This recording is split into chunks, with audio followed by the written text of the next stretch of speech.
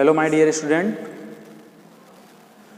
आज हम mathematics NCERT mathematics class 8 की वीडियो बनाने जा रहे हैं। ठीक है, chapter number 9 that is rational number.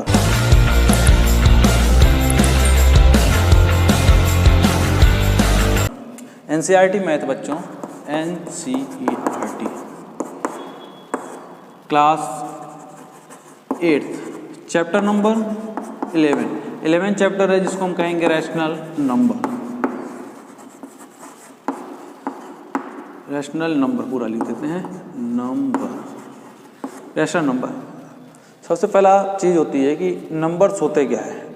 देखो, जो रियल नंबर होते हैं, रियल नंबर या तो रैशनल होंगे या तो इर्रेशनल। रैशनल नंबर क्या होते हैं? जिन नंबर्स को हम क्या करें, P/Q के फॉर्म में रिप्रेजेंट कर सकते हैं। किसी भी नंबर्स को अगर हम P/Q के फॉर्म में रिप्रेजेंट कर दे तो वो नंबर होता है हमारा रैशनल नंबर। बस एक कंडीशन होती है इसमें। पहली कंडीशन क्या होती है? फर्स्ट केस होता है कि P एंड Q ये दोनों होने चाहिए इंटीजर। दोनों क्या होने चाहिए? इंटीजर्स होने चाहिए दोनों। इंटीजर्स क्या होते हैं बच्चों? इंटीजर्स क्या होता है? होल नंबर और नेचुरल नंबर का जो नेगेटिव पार्ट होता है। मतलब कि होल नंबर क्या होते हैं? 0, 1, 2, 3 ऐसे से करते इस साइड में। और नेगेटिव नंबर किसके? नेगेटिव मतलब नेचुरल नंबर का -1, -2, -3, -4 ये सभी नंबर जो होते हैं इस साइड में, इधर जो नंबर होंगे ये सब क्या होते हैं? इंटीजर होते हैं। ठीक है, इंटीजर्स होने चाहिए दोनों चीज़। बट एक कंडीशन और होनी चाहिए कि यहाँ पे जो Q है, Q मीन्स डिनोमिनेटर, Q कभी 0 नहीं होना चाहिए। क्यों? क्योंकि देखिए, अगर 1 को 0 से डिवाइड करोगे, 0 का टेबल पढ़ते रहो। मतलब कि 1 को अगर हम 0 से डिवाइड करें, 0 का टेबल पढ़ेंगे, कभी भी 1 नहीं आ सकता है, वो 0 ही आएगा। 0 का मल्टीप्लाई किसी नंबर के साथ करोगे, आंसर 0 ही आएगा। तो इसमें कोई नंबर ही नहीं आएगा, तो इसलिए ये नॉट डिफाइंड है। ठीक है, इसको इनफाइनाइट कहा जाता है, नॉट डिफाइंड। इसको हम डिफाइंड नहीं कर सकते हैं। ठीक है, इस चीज़ को हम डिफाइंड नहीं कर सकते अगर डिनोमिनेटर में 0 आ जाएगा तो। ठीक है, पहला केस क्या है कि a number that is written in the form of P/Q। Rational number definition है a number that is written in the form of P/Q where P and Q are integers but Q not equal to 0। और इसमें एक condition होती है, P and Q अगर integer हैं, और इसमें एक चीज़ और होंगी, ये दोनों नंबर को प्राइम नंबर होने चाहिए। को प्राइम नंबर्स मीन्स क्या होता है? को प्राइम नंबर 6th-7th में भी पढ़े होंगे हम लोग। को प्राइम नंबर्स वे नंबर होते हैं जिनका HCF, अगर हम HCF निकालते हैं, हाईएस्ट कॉमन फैक्टर अगर 1 आता है, जैसे कि मान लो कोई नंबर A है एंड B है, इसका अगर हम HCF फाइंड किए, इसका हम क्या फाइंड कर लिए बच्चों? HCF फाइंड किया और HCF आ गया 1, तो A एंड B दोनों क्या होंगे? को प्राइम नंबर्स होते हैं। Got it? अब देखिए, रैशनल नंबर में सबसे पहली चीज़ आती है कि रैशनल नंबर को डिफिनेशन हो गई है। रैशनल नंबर के कुछ एग्जांपल, जैसे कि क्या हो गया, -1/7, 2/8, ये सब नंबर रैशनल नंबर में आते हैं। और कोई अगर परफेक्ट नंबर होता है, जैसे कि 0 हो गया, 1 हो गया, 5 हो गया, ये सब क्या होते हैं? रैशनल नंबर में आते हैं। क्यों? क्योंकि देखो, 0 को किसी भी नंबर से डिवाइड करो, आंसर 0 आएगा। 1 को 1 से डिवाइड करेंगे तभी 1 आ सकता है। 5 को 1 से डिवाइड करेंगे तब भी 5 आएगा। तो क्या ये P/Q के फॉर्म में है? ऊपर न्यूमरेटर है, नीचे डिनोमिनेटर कुछ है, और डिनोमिनेटर हमारा क्या होना चाहिए? कभी भी 0 नहीं होना चाहिए, और ये 0 भी नहीं है, तो ये हो गया रैशनल नंबर में। तो वो एक चीज़ ध्यान दो कि अगर कोई नेचुरल नंबर है, ये नेचुरल नंबर मान लो। नेचुरल नंबर क्या होते हैं? जिसको कहा जाता है काउंटिंग नंबर। जैसे कि मान लो हमें कोई बुक दे दी गई और इसमें काउंट करना हो ये कितने पेज हैं, अगर उसमें पेज नंबर ना मेंशन हो तो लिखेंगे 1, 2, 3, 4, इस तरीके से हम काउंट करते हैं ना। तो वही काउंटिंग नंबर, या किसी बच्चों का है जो गिनती अगर सिखाता है, बच्चों को अगर सिखाते हैं तो मतलब स्टार्ट कहाँ से हो रहा है? 1 से स्टार्ट। तो वो नेचुरल नंबर होते हैं। तो वो नंबर कैसे हो जाते हैं? होल नंबर हो जाते हैं, होल हो जाएंगे। ये नेचुरल होगा, नेचुरल, फिर होल नंबर हो गया। होल नंबर के बाद क्या आएगा? इंटीजर्स आएंगे। इंटीजर्स क्या? ये देखो, ये 1, 2, 3, इसमें 0 आएगा। इसमें क्या होता है? नेगेटिव भी आ जाता है, 0, 1, 2, 3 साथ ये माइनस आते हैं, आ जाता है इंटीजर्स। उसको अब इसके बाद आएगा रैशनल नंबर। रैशनल नंबर कर देंगे तो यहाँ पे क्या हो जाएगा? यहाँ पे आ जाएगा रैशनल नंबर। और रैशनल नंबर क्या होते हैं? जिनको हम P/Q के फॉर्म में लिख सकते हैं। इन सभी नंबर को P/Q के फॉर्म में लिख सकते हैं। इसमें हाफ भी आता है, -1/2 भी आता है, ये सब भी आते हैं। ठीक है, यहाँ पे Q नॉट इक्वल टू 0। ये तो हो गई रेशनल नंबर की डेफिनेशन, ठीक है। रेशनल नंबर क्या होता है? A number that can be written in the form of P upon Q where P and Q are integers and Q not equal to 0। Example अगर हमें दिखाना होगा तो ये नंबर्स को एग्जाम्पल में लिख सकते हैं, ठीक है। अब दूसरी चीज़ क्या है कि हम कंपैरिजन कैसे करते हैं, या हम नंबर लाइन को, इस सभी नंबर्स को नंबर लाइन पे कैसे रिप्रेजेंट करेंगे, ठीक है, उसको देखते हैं।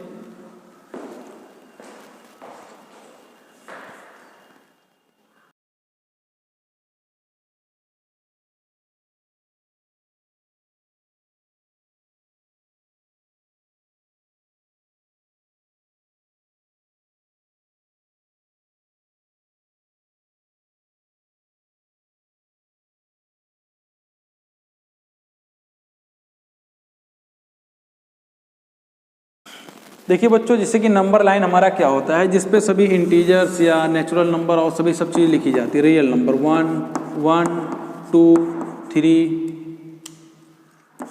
4, 5 इस तरीके से नंबर रहते हैं, ठीक है। यहाँ हो जाएगा -1, इस side -2, -3, -4।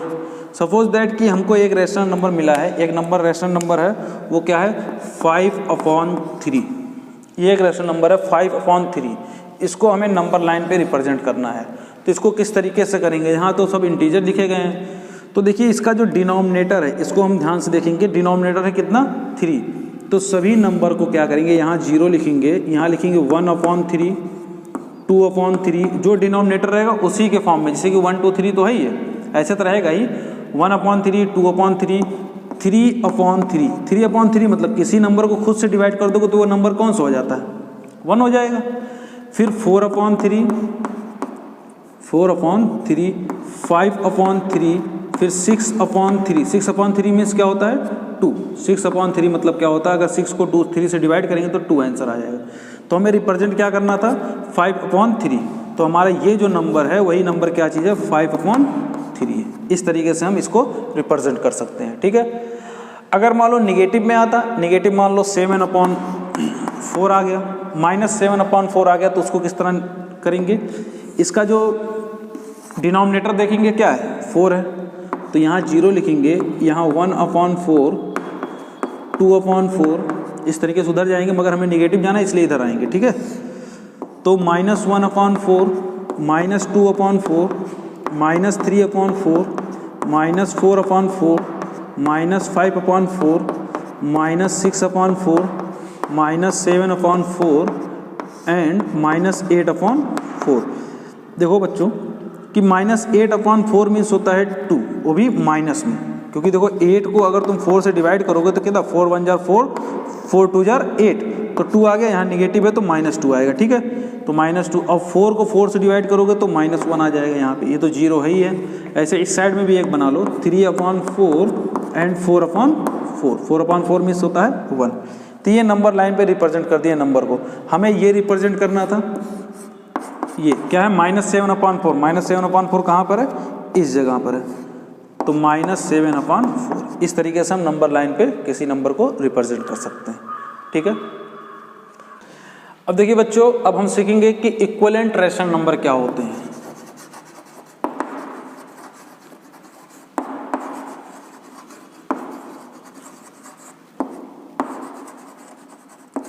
Equivalent rational number, equivalent rational number क्या होते हैं कि अगर मान लीजिए 5/7 है, कोई नंबर है 5/7, इसका हमको 3 इक्विवेलेंट लिखना है। इक्विवेलेंट होने का मतलब ये हुआ कि ऐसा रेशनल नंबर लिखो, मतलब इसके अलग से, इसके बाद में कोई ऐसा एक नंबर लिखो जो इसके इस रेशनल नंबर के इक्वल हो। जैसे कि हम क्या करेंगे, किस तरीके से हम निकाल सकते हैं रेशनल नंबर। ये दिया गया 5/7, तो ऊपर नीचे इसको कहा जाता है, इस चीज़ को कहते हैं हम न्यूमरेटर, न्यूमरेटर जिसको हम हिंदी में कहते हैं बच्चों अंश, ठीक है। और इसको कहा जाता है डिनोमिनेटर, डिनोमिनेटर जिसको हम हिंदी में कहते हैं हर। तो देखो न्यूमरेटर और डिनोमिनेटर दोनों में सेम नंबर से मल्टीप्लाई कर दो। सेम नंबर मतलब कोई नंबर ले लो 1 2 3 4 5 6 7 8 9, 1 को छोड़ के, क्योंकि 1 छोड़ोगे तो फिर वही आ जाएगा, ठीक है। अगर मल्टीप्लाई बाय 2 करते हैं बच्चों तो कितना हो जाएगा? 5 2 जार 10, अपॉन 7 2 जार 14। ये क्या होगा, इक्विवेलेंट, मतलब कि ये 5 अपॉन जो 7 है वो इक्वल टू 10 अपॉन 14 के होगा। ठीक है, क्यों होगा, इसको हम सेम नंबर से डिवाइड कर दें, मतलब ऊपर नीचे 2 से डिवाइड कर दे तो। ठीक है, अगर मान लो हमको यही 5 अपॉन 7 को और निकालने होंगे तो कैसे निकाल सकते हैं, इसको और दूसरे नंबर से मल्टीप्लाई कर दो। ये 2 से मल्टीप्लाई किया तो इस बार हम 3 से मल्टीप्लाई कर दें। ठीक है, तो 5 3 जार 15 अपॉन 7 3 जार 21, ये इक्वल हो गया। ठीक है, तो मतलब 15 अपॉन 21 ये इसके आ गया। इसी तरीके से अगर हमें और निकालना हुआ 5 अपॉन 7 को इक्विवेलेंट निकालना है, हम कोई और नंबर ले लें, 7 ले लें। ठीक है, ऊपर नीचे 7 से देखो, न्यूमरेटर और डिनोमिनेटर में इक्विवेलेंट निकालने के लिए न्यूमरेटर और डिनोमिनेटर में दोनों में सेम नंबर से मल्टीप्लाई करेंगे। ठीक है, दोनों में, न्यूमरेटर और डिनोमिनेटर और दोनों में। ठीक है, 7 इंटू 5 35, 7 इंटू 7 49, तो इसका मतलब ये भी आ जाएगा 35 अपॉन 49। ये सब जो नंबर होते हैं बच्चों, ये सब इक्विवेलेंट है। इक्विवेलेंट मतलब क्या होते हैं, इक्वल नंबर होते हैं। ठीक है, इक्वल हैं, ये कैसे सब है, आपस में सब इक्वल हैं, इसीलिए इक्विवेलेंट कहा जाता है। ठीक है,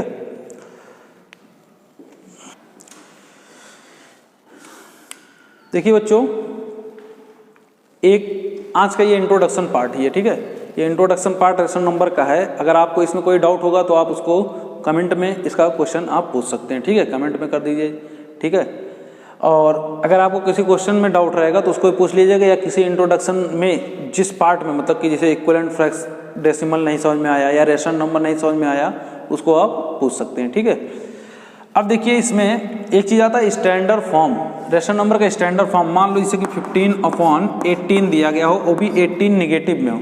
सबसे पहली चीज़ क्या होती है, अगर ये दोनों को किसी नंबर से डिविजिबल नहीं है तो उसके लिए कंडीशन क्या होती है, स्टैंडर्ड फॉर्म में ये नीचे कभी निगेटिव नहीं रखते। ठीक है, रेशनल नंबर में ऊपर कर देंगे तो ये हो जाएगा -15 अपॉन 18। इतना समझ में आया, निगेटिव नीचे नहीं रहेगा। ठीक, दूसरी चीज़ क्या होगी कि दोनों नंबर्स का एचसीएफ फाइंड कर लो। एचसीएफ अगर हम फाइंड करते हैं, जैसे कि मान लो 15 का और 18 का हम एचसीएफ फाइंड करेंगे, तो एचसीएफ जब हम फाइंड करेंगे तो आंसर कितना आएगा बच्चों, आएगा इसका आंसर 3। किस तरीके से आएगा उसको देख लीजिए।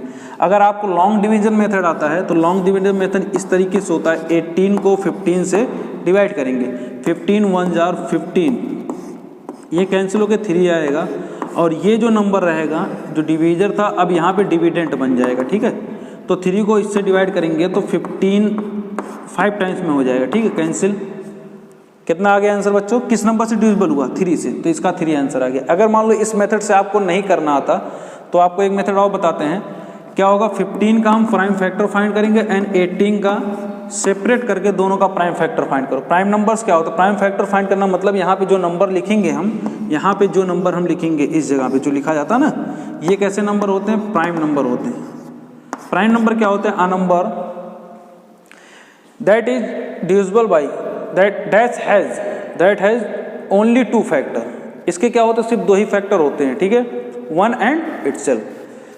जैसे कि सबसे छोटा जो प्राइम नंबर होता है वो 2 होता है। उसके बाद देखेंगे अगर ये 2 से नहीं डिविजिबल है तो चेक करेंगे उसके बाद वाले प्राइम नंबर से 3 से। अगर उससे भी नहीं डिविजिबल है तो 5 से चेक करो, 5 से नहीं डिविजिबल है तो 7 से करेंगे, 7 से नहीं डिविजिबल है तो 11 से करेंगे। ठीक है, ये हम प्राइम नंबर लिख रहे हैं। प्राइम नंबर मतलब ये किसी अदर नंबर से नहीं डिविजिबल होगा। ये अगर इसको डिवाइड करना होगा, इसको या तो 1 से डिवाइड करेंगे या तो खुद से डिवाइड कर देंगे। उसी तरीके से यही ये भी है, इसको या तो 1 से डिवाइड करेंगे या तो खुद से ही डिवाइड करेंगे। यही चीज़ इसमें भी है, 1 से डिवाइड करो या 5 से, इसको 1 से डिवाइड करो या 7 से, इसको 1 से डिवाइड करो या 11 से। ये प्राइम नंबर होते हैं। पहले हम इसको 2 से देखते हैं, 2 से तो ये डिविजिबल होगा नहीं, तो इसलिए हम 3 से देखते हैं। 3 5 जार 15, फिर 5 1 जार 5। तो इसका जो फैक्टर आया है, फैक्टर कितना आया बच्चों, फैक्टर ऑफ 15 कितना है, 1 3 एंड 5। 1 भी आया है, 3 भी आया है एंड 5 भी आया है। 3 से नहीं 2 से डिवाइड करते हैं, 2 से डिवाइड करेंगे तो आ जाएगा 9 एंड 3 से डिवाइड करेंगे तो हो जाएगा 3 एंड 3 से डिवाइड करेंगे 1।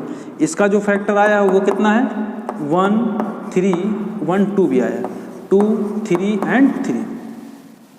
तो सबसे पहली चीज़ highest common factor.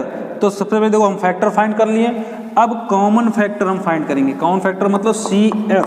Common factor कौन सा है, दोनों में देखो 1 है, जो दोनों में वही कॉमन होता है। दोनों में 3 है, अब इसमें 5 है तो इसमें 5 नहीं, इसमें 2 है तो ऊपर वाले में अब 2 नहीं बचा, इसमें 3 है तो ऊपर वाले में अब 3 नहीं बचा हुआ, तो यही कॉमन फैक्टर हुआ। और हाईएस्ट कॉमन फैक्टर क्या होता है? हाईएस्ट कॉमन फैक्टर में क्या किया जाता है? इनको मल्टीप्लाई कर लिया जाता है, जो कॉमन फैक्टर आते हैं। 3 1 जा 3, तो इसका एचसीएफ कितना आ गया बच्चों? 3।